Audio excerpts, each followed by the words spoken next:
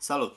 Vă prezint un pachet de cărți de joc numit Bicycle Guardians, deși nu știu dacă are nevoie de vreo prezentare acest pachet.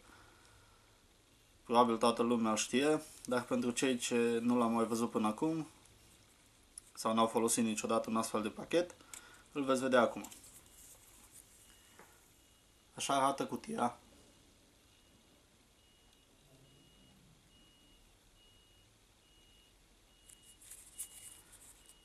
Așa arată spatele cutiei.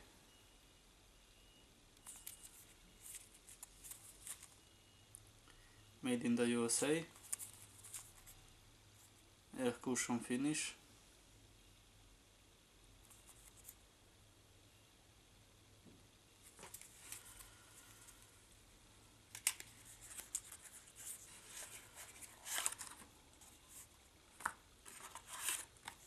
Pachetul, ca și toate pachetele produse de United States Playing Cards Company, conține 56 de cărți de joc, o carte cu reclamă, iar pe cealaltă parte veți găsi, un truc pentru începători. Oricum probabil toată lumea știe. Încă o carte cu reclamă. Da? Cu Bicycle. 2 jokeri.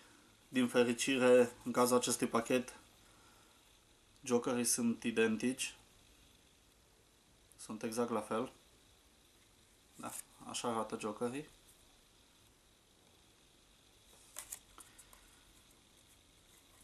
Acesta e designul de pe spatele cărților de joc.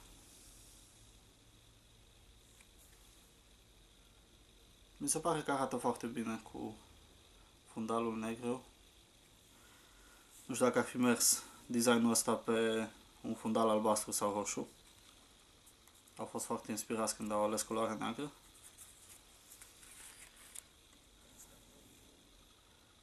După cum se poate vedea, culoarea roșie, în cazul cărților de joc Bicycle Guardians, e mai închisă decât la Bicycle Standard.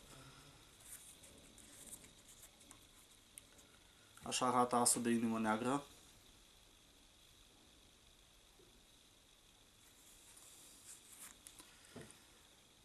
La Picture Cards a dispărut culoarea galbenă.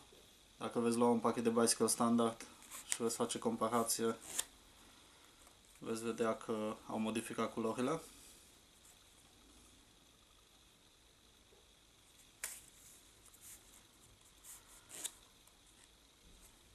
Așa alunecă. E un pachet de drept excepțional. În momentul de față eu folosesc Bicycle Guardians.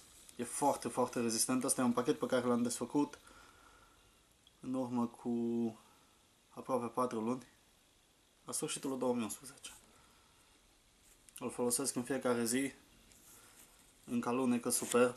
Se comportă foarte bine. E un pachet foarte, foarte rezistent, Bicycle Guardians. Dacă știi să ai grijă de el, o să te țină foarte mult. Iar având în vedere că nu are un preț cu mult mai mare decât Bicycle Standard,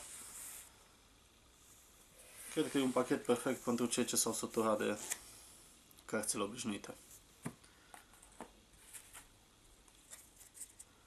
Bicycle Guardians.